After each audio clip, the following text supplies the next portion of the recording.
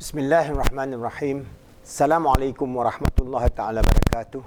Alhamdulillah rabbil alamin. Wassalatu wassalamu ala ashrafil anbiya al mursalin wa ala alihi wa sahbihi ajma'in. We continue our discussion of how the degeneration of psychology, which can take place with the idea of Islamic psychology and post-Islamic psychology, which we have elucidated in our book, Post-Islamic Psychology, a Transcendent Model to Achieve Peace, Happiness and Success in the 21st Century. But before we go into that, we have to look into how this so-called advanced civilization in the 20th century, starting with Freud, Sigmund Freud, he started this idea of personality theory, psychoanalytic, psychosexual theory of human psyche. And it is a very degenerative form of psyche, which is gross, which is evil. It's just based on desire. So if we look from the perspective of Islamic psyche of human nature and the nature of our thoughts, later on when we will go into cognitive behavior therapy and positive Islamic cognitive behavior therapy, we can see the big difference in terms of the worldview and philosophical idea of the nature of man, his psyche, the nature of existence, and his psychology, because psychology is the study of human nature. At what level? So if we look at this whole concept, the doctors of Islam, the scholars of Islam, over 1,000 years have explained the nature of man. Many of them explaining from the three levels as mentioned in the Quran, an-nafsul ammara bisu, an-nafsul lawama, an-nafsul mutmainnah, and how coherence, personality coherence of, and also the fullness of life, where there is complete integration of man at the highest level and at the lower level. But in Islam, it is always not a conflict, but a progression, a lesson of our psyche in the development of our existence on this earth and in the life beyond. But when we look at the psychology of the 20th century, all right, for more than 60 years, until the late 50s, we still are using the psychoanalytical theory of human existence. And this whole idea is based on Freud's idea that we have the id, which needs immediate gratification. We have the ego and the superego, which then controls our existence, whether at the unconscious mind, the subconscious mind, and the conscious mind. But the whole idea and the framework of Freudian theory is just based on desire. It is just, first, divorce God from the whole nature of human existence. When you ask this detail, what is the unconscious mind? What is the subconscious mind? What is the ego? What is the superego? What is the id? Maybe he can explain it, but he explained it only from the gross idea of human sexuality. Rather than explain to you 5 minutes video on YouTube, which you can get, and then you see his idea, then I'll explain to you in detail in the later part of this video, inshallah. The psychoanalytic theory says that our childhood experiences and unconscious desires influence behavior. So this is a key word for this theory, unconscious. So our personalities have memories, beliefs, urges, drives, and instincts that we are not always aware of. And the major driving force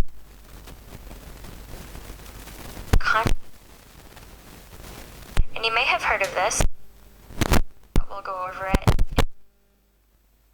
So libido is natural energy source that fuels the mechanisms of the mind. And when this libidinal energy is stuck or fixated in various stages of psychosexual development, there's another key word. So when this fixation occurs at this psycho development and stages, conflicts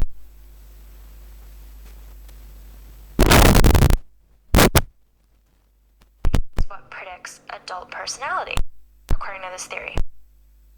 For example, someone fixated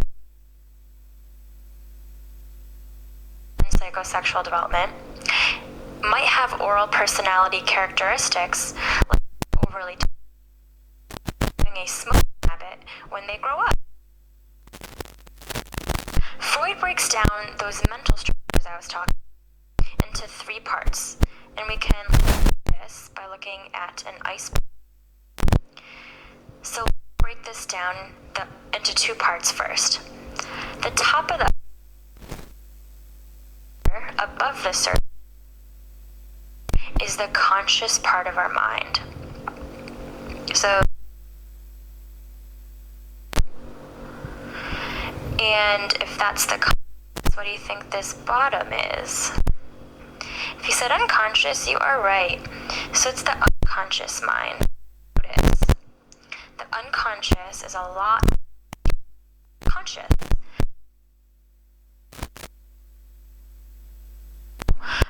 Of our mind is hidden below the surface of our, and that is the id. So the id is located, and it's the unconscious part of most of the mind. It's hidden below the surface, and it develops.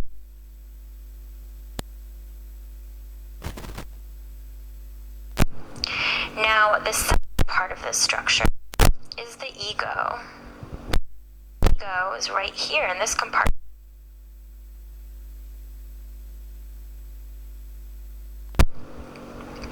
Okay, we'll see why that's the case in a little bit. But the ego is involved in our perceptions, thoughts, and judgments, and it seeks long-term gratification as opposed to the id's. And the third compartment, right over here, I'm going to try to fit it in, is the superego. Now, the superego develops around the age of 4, and it's our moral compass, or our conscience. Don't get that confused with conscious. Conscience, the little tongue twister. Okay, so let's go back to these psychosexual stages I was talking about. So our libidinal impulses, right here, are what want to be gratified. And when they are either over-gratified or not gratified at all or partially gratified, fixation occurs at a psychosexual stage, and we face either conflict or anxiety. Now, what I mean by conflict is not this whole battle or drama that plays out, but it's a conflict between these 3 mental structures of our mind, the ego, the superego, and the id, because all of them are competing for demands. So they're in a conflict. Think of it like this. I'm going to draw out ourselves right here. Like that. And there's the rest of us. You get the picture. Okay. Whoa, this person has really big arms, but you get the idea. Okay, so think of it like this. We have the id sitting on one shoulder over here. And this is us looking. We're in a little bit of a conflict. Okay, so the id is sitting on one shoulder here, and it's really, really upset because it's demanding gratification and it isn't immediately getting it. Remember, I said it wants immediate gratification. But then over here, you have this superego. And the superego is sitting on its high horse, and it's teaching to the id about what's more. And then what about the ego? What happens to the ego? What role does that have? Well, it's going to be in the middle. Because the id wants gratification, and only gratification. And it's going back and forth with the superego. So the ego right over here is trying to gratify the id. But it also has to take into account what the superego is saying. The superego's moral oversight, which represents the values of society. Now remember I said earlier that the ego is part of the conscious and the unconscious minds. So it basically acts as a mediator between the unconscious desires of the id and the moral demands of the superego. So have you ever heard of a Freudian slip? That's actually an example of a mental conflict. So for example, a financially stressed patient tells his doctor, "Oh, doctor, please don't give me any bills." Well, what he really meant to say was, "Please don't give me any pills." So this whole process that I went through of the ego, the superego, and the id, becoming fixated in psychosexual development due to conflicts is all part of the psychoanalytic theory. And this process is part of personality development for all individuals, but it's especially problematic when there is a problem with gratification in a particular psychosexual stage.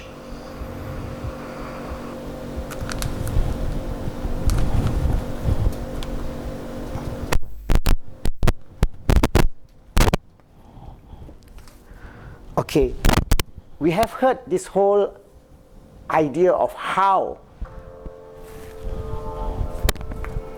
in Malaysia,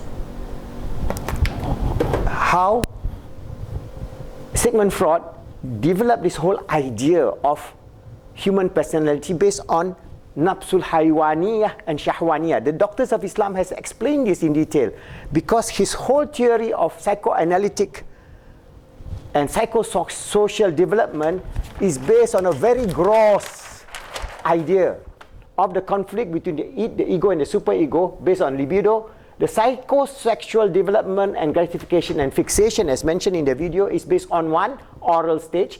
Second one is the anal stage. That one is the philic stage. Then is the latent stage. And then the latest stage is the genital stage. You can imagine the whole idea of human existence is just based on what? Sex. It's gross. It is unbelievable that in the 20th century, from the 1900s to 1950s, the whole human civilization answer to our existential question of the nature of our existence is just based on sex because of the idea of Sigmund Freud, psychosocial development and gratification. There's nothing more to it. So you can see that when he explains this whole idea, it is oral stage, anal stage, phallic stage, latent stage, and genital stage. And this whole idea is that there is always conflict between the id, the ego, and the superego based on desire. The key word is so every desire that you wishes will then develop into fixation at the various level of your existence as a human being, and this is gross. It is utterly unhuman or inhuman. It is just based on as the Muslim Islamic doctors 1,000 years ago have said, this whole idea is based on the nafsul haywaniyah and shahwaniyah. It's even worse than nafsu ammara bisu. And I'll explain to you the next level of how we can regenerate psychology based on Islamic psychology and post-Islamic psychology so that we can understand that this whole idea of fraudulent personality development is based on just speculation, based on gross human desire, which from the Islamic perspective is nafsul haywaniyah and shahwaniyah and nothing more than that, and how the other developmental psychological tools that we have, whether it's behavioral psychology, whether it is humanistic psychology, and how we can interface with the various psychotherapies, including, for example, the psychotherapy based on Freud, and also the modern psychotherapy based on CBT. Where does it stay on the continuum of our existence? From here to here to here, and what are the parameters that we are looking at so that we regenerate? Because this degenerated 21st century human psyche and human psychology is creating a fragmented humanity in this 21st century. Unless we regenerate ourselves, we will be just mere human being living in an aimless world of just hedonistic desire, fulfilling only our baser nature, and we'll never achieve peace, happiness, and success. And this whole idea is explained by Imam Ghazali 1,000 years ago. All right, I just read one aspect where the revival is in the book of constructive virtue, and Imam Ghazali explained this nature of how, from the perspective of Islamic, this whole idea is actually was already founded and discussed by Islamic scholars 1,000 years ago. Imagine, in the 1882, Freud come out with this idea. 1,000 years ago, Imam Ghazali says, what does he say about the different stages of human pleasure? A boy takes pleasure in play and sport, not in power, name and fame. So he's a boy, he's more of play stage. He's at the stage of play. All right. In the second stage, when he grown up to a young man, he takes pleasure in cohabiting or having sex with women. That is the second stage. In comparison with this pleasure, he thinks his pleasure of play and sports are trifling. So nothing, games and sport is nothing compared to sexual contact. In the third stage, he takes pleasure in power, name and fame. So he transcends at the level. Again, this is all just at this level. Nothing going upward. So he's eager to have he takes pleasure in power, name and fame. Only in the fourth stage, he's eager to have a taste of the spiritual pleasure, leaving all the earlier pleasures behind. At that time, the people of the earlier stages will laugh at them as they laugh at the boys in the second stage. Spiritual knowledge in the world are of two kinds, all right? So then he explained the object of knowledge and the object of marifah, and the object of, at the highest level, increase in the knowledge of Allah and increase in the coherence of being a human being. And he says, all right, know, all reader, that the most fortunate of one in the next world will be the one who loves God most. So he's talking about how we can reach through the development of our psyche to reach the love of God and to achieve peace, happiness and success in this world and the hereafter. So inshallah, I'll explain to you this detail of where does CBT lies, where does behavioral psychology lies in this continuum. But know that we Muslims has the most holistic, the most wonderful, truthful, revealed knowledge about the nature of our psyche and the nature of psychology. So we must be proud. We must be on the forefront of developing a regeneration of the psyche of human beings towards understanding the nature of development, that we move away from the nafsul haywaniyah, shahwaniyah theory of personality towards a holistic theory, towards holistic perception of Islamic psychology. Inshallah, we'll explain in the next video.